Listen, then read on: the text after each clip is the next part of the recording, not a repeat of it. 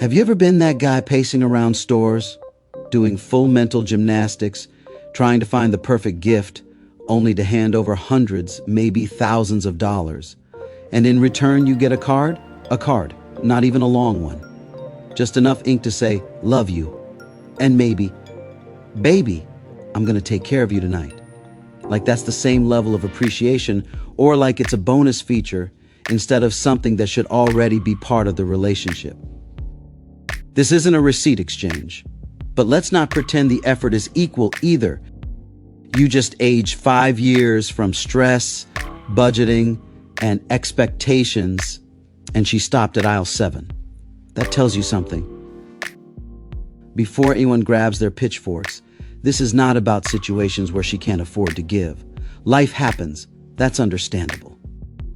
I'm talking about the situations where she can and simply chooses not to.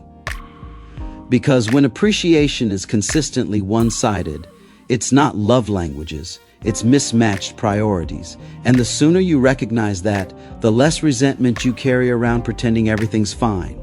Laugh about it if you want, but pay attention, because appreciation has a way of revealing what words never will.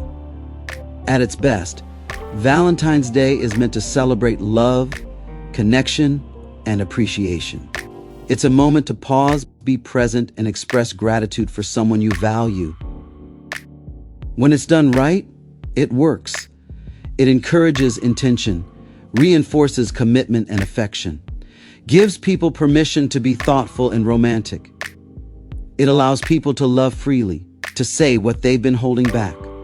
Walls lower. It magnifies what already exists: connection, longing, or absence. It's the moment that says, I see a future with you. I love you.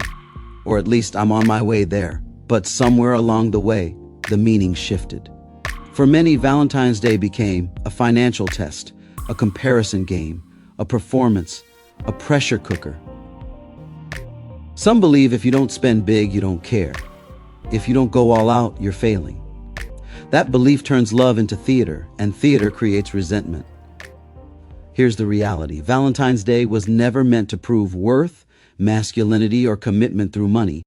It was meant to express care in a way that's genuine and sustainable. This is not a test of how much money you can burn to prove you care, and it's definitely not a competition to outspend your common sense. Diamonds, bracelets, earrings, necklaces, furs, trips. And yes, some men go completely off the rails: cars, shopping sprees, putting money down on houses, making financial promises. They'll resent by March. Don't get me wrong, there's nothing wrong with generosity when you can afford it. But going into debt to impress someone is not romance. It's a liability. Instead of overspending on approval, build a better future, invest in land, real estate, stocks, or yourself. That kind of stability speaks louder. Let me be clear, do not spend at a level you can't maintain. That's not love, that's panic. You don't need to buy your way into her life, and you don't need to spend to stay in it.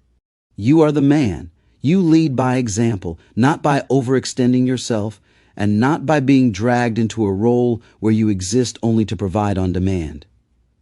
Now, hear me carefully. I am not saying you shouldn't buy your woman anything. Actually, the opposite. Give, but give with intention. Choose something that means something to you, not just something with a price tag attached. I need to mention something here to protect you as a man and to help you see clearly. Now listen, if your partner is nowhere to be seen on Valentine's Day, missing for hours and reappearing the next day with every excuse in the book, it's worth paying attention to the temperature of your relationship. I'm not saying she's cheating. Let's be clear about that. But I am saying this. There are very few legitimate reasons why the person you're committed to or planning a future with would choose not to spend Valentine's Day with you, or at least communicate clearly. Valentine's Day isn't about obligation. It's about priority. And when someone disappears, avoids the day, or treats it casually while you're taking it seriously, that's not a small thing. Again, this isn't about jumping to conclusions. It's about recognizing signals. Because in a healthy, committed relationship, people don't go missing on days that are meant to be shared. They show up, or they explain beforehand, not after. If she's not spending that time with you, you have every right to pause and ask what's really going on in the relationship. Not with anger, not with accusations, but with clarity. Because consistency, presence, and communication are basic requirements, not optional extras when someone says they care. That's not paranoia, that's discernment. Valentine's Day is not about status.